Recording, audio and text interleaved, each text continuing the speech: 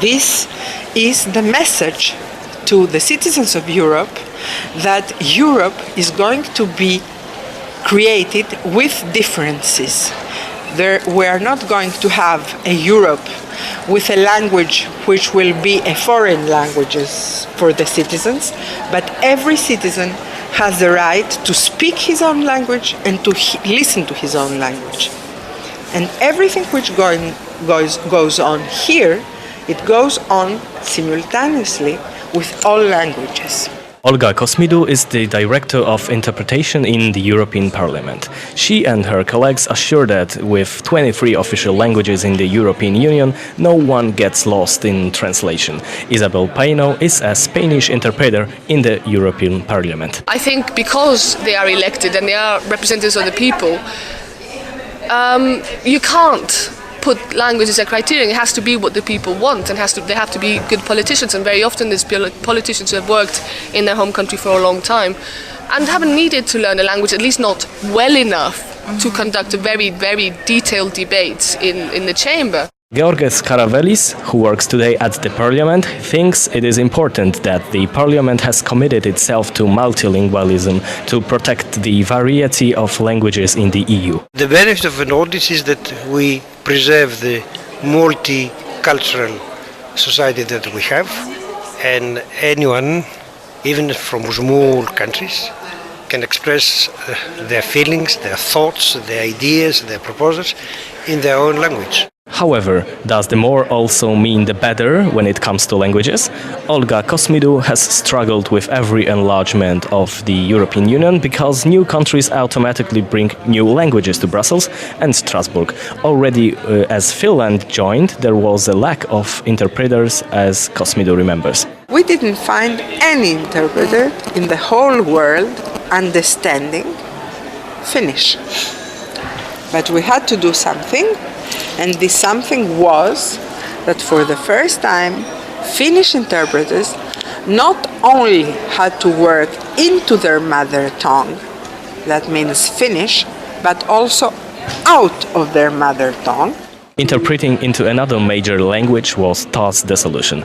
During the European integration, the linguistic combinations of translating into all languages jumped from 30 to now 506 combinations.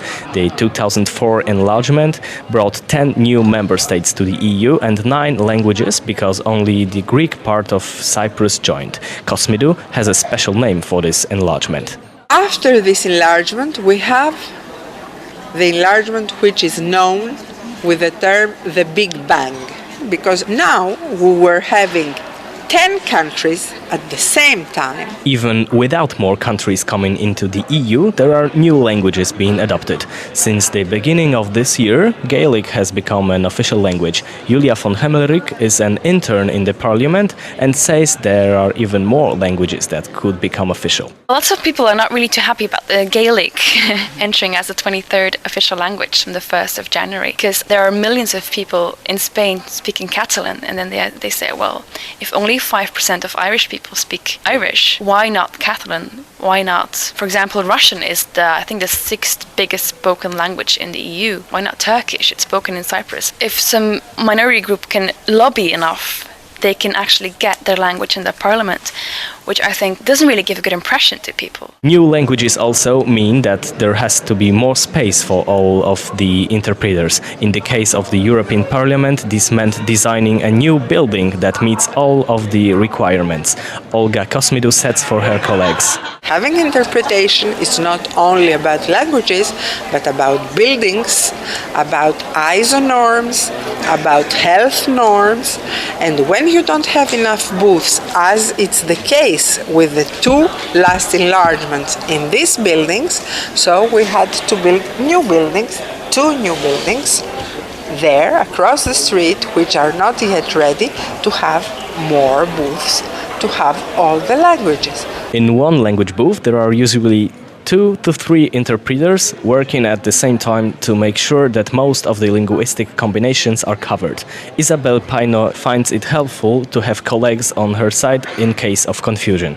It is teamwork. You're in the booth with 2 or 3 people, and sometimes you don't understand something and a colleague will be listening and say and write it down, and sometimes it's just that the speaker has pronounced it wrong because they're not a native speaker. Still, no matter how many people you put in a booth, when it comes to interpreting mistakes, they can always happen. When the parliamentarians debate about car regulations or a new bird directive, interpretation can become really complicated, says Jeff Collegem, who has worked for the European Parliament for the past 25 years. I remember one very funny case. It was about the birds directive, and the Dutch member of parliament started to mention all the different kinds of birds. And of course he started with the simple birds that we all know, but then he came to more rare birds. And then I was listening because I thought this is going to be funny. And I listened to the interpretation, to the English interpreter, and on a certain stage I give up. But it's not just birds that sometimes create confusion. Jokes, proverbs and other figures of speech that are specific to a certain culture don't always come across the right way in the interpreter's booth. Working at the European Parliament as an interpreter since 1988, Juan Carlos Jimenez has had his share of linguistic surprises. This is one of the nightmares of an interpreter. When someone says, and I'm going to use a proverb or a saying of my mother tongue, or when someone says, I'm going to tell you a joke or something like that, or as we usually say in German, and then they come, then mainly all interpreters usually start putting all their senses at high speed. To ensure that those mistakes do not happen very often, interpreters need to know more than the language itself, but also its cultural context. Olga Kosmidu. In order to be able to interpret, you don't need to know only the languages, you have especially to know the culture of the languages, because each one of us does not communicate with languages, but with experience, with ideas, with images we have in our mind. So in order to really interpret what is going on, you have to have the experiences, the culture, the background of the country of which the language you are. Therefore, knowing the right words doesn't necessarily make you a good interpreter. Being an interpreter, it's a lot more than just knowing languages.